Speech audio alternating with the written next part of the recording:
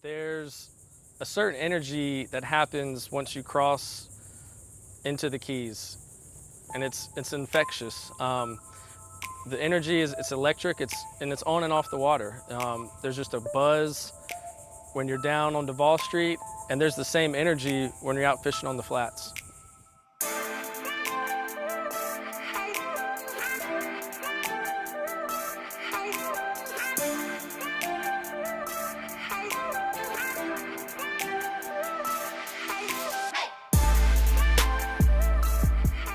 The Keys are one of the most interesting places I think anyone could live. You feel like you're on a Caribbean island, although you're still in the States. Of course, you've got this beautiful stuff surrounding you here, all this gorgeous water. And if you like to do water-based things, it's a terrific place. The access to the water here, I think, is nothing can compare to it, because you've got water so close, and you don't have to drive 45 minutes or an hour to a boat ramp just to get in the water. Most places in the Keys, 5 minutes and you can jump right in a kayak, take a swim. Fishing in the Keys is somewhat unique in that you have crystal clear water, fairly shallow depth, and you can sight fish bonefish, permit, and in some of the finger channels, tarpon. You can also sight fish barracuda, sharks.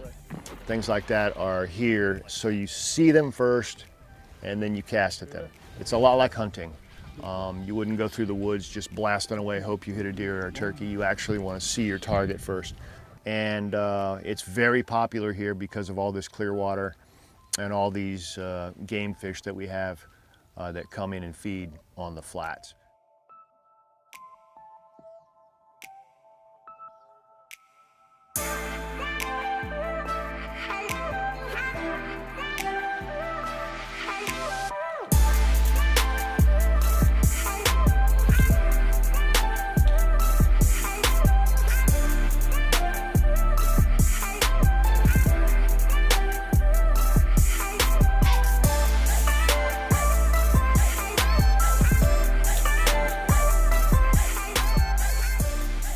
There's a lot of factors that go into fishing here.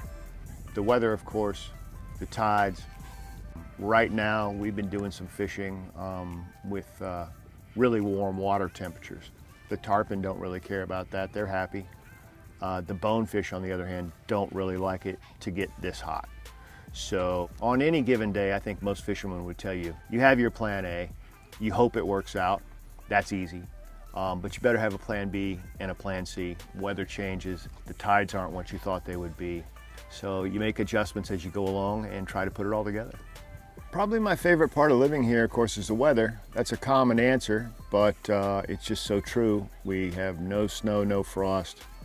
Never gets below 55 degrees usually in the winter, and that's only for a few nights. The hurricanes can be a challenge. I've lived through, I think, 13 storms.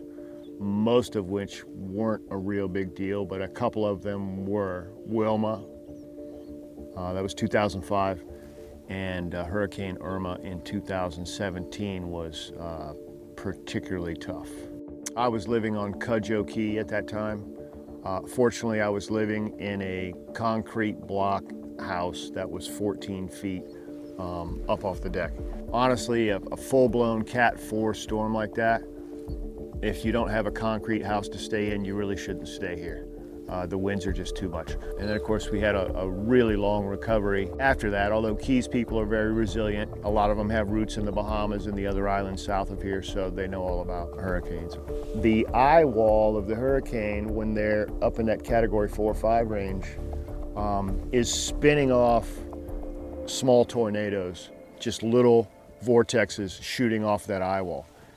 That really created a lot of damage. Now you can see we're in the backside of the hurricane. That's my neighbor's sailboat.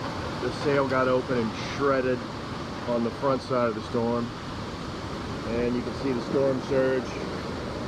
Right now it looks to be about 2 feet, but you can see the water is rolling in from the ocean side up the canal.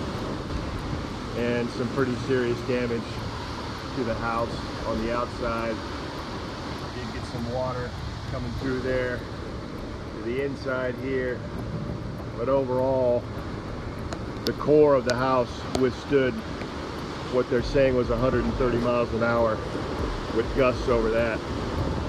It was ugly. I'm originally from the Midwest, from Kansas. I've seen tornadoes, and as soon as the storm went away and we started driving through neighborhoods, that's the first thing that struck me, was that so much of the damage was rotational and not simply everything getting blown over one way, which is what I would have expected to see. So the tornado factor was a big, big deal. The recovery, as far as immediate help, was great. It was 3 or 4 days. We had electric companies in here. Of course, the National Guard was in here. So nobody's going to starve, and no one's going to perish from not being found. So that part of it was really comforting. But then the long aftermath of trying to rebuild some of these neighborhoods, that's still going on, to be honest with you, here 3 years later. So it's a lot to live through. Howdy, gang. It's the first week of February. I'm here on the shore of Little Pine Key, and saw a part of the shoreline here that's just wrecked from the hurricane. And as I look around here, I see that the trees have not all fallen in the same direction. So I'm pretty certain this is an area where a tornado would have touched down. As you can see what Hurricane Irma did to this spot. And this was one of the spots you might call ground zero for the arrival of the storm in the northeast quadrant. Other than that, it is a pretty day. As I got out after the storm, the water was still mostly a chocolate brown, which, as you can see, is not normal. So that was pretty strange. I went to a little tarpon spot where these little 10-pound tarpon hang out, and they were there, and they ate. So I got a fish right off the bat. Took a long time for the water to clear, but once you got out there, I found that the fishing came back really, really well. I think the fish, they live with these things for eons, so they know where to go hide, and then they know how to find food when they come back. The Keys have always been a place that just kind of has this allure to it that wants you to come down. You feel like you're disconnected. And one of the big things about it, it's not the number of fish that you catch. It's more really about the opportunity to be around stuff that you just can't be around anywhere else in the United States. There's no other place you're going to get bones, tarpon, and opportunities at permit like you do in the Keys.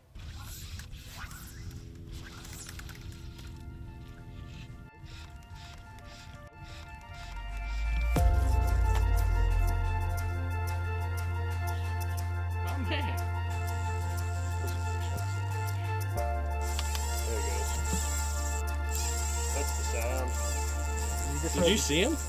Yeah, I saw something. You're just like, phone. Yeah. I was like, exactly. What? I would have pulled the camera out. I saw something. It's one of those things, you see something, you're like, that kind of looks fishy. I'm gonna just see something, say something. In bone fishing, Jameson, my friend of mine said that one time. She called me up, her and her husband were in fishing, and she goes, Randy, I figured out, if I see something that I think might be a bonefish, cast at it. And I said, absolutely, man. That's why they're called the ghost, the gray ghost. That's a nice fish, dude. He's still frisky, wow. I'm impressed. Oh, dude, I'm so stoked. Woo! Yes. This is awesome. Thank you, Randy. Yeah, buddy.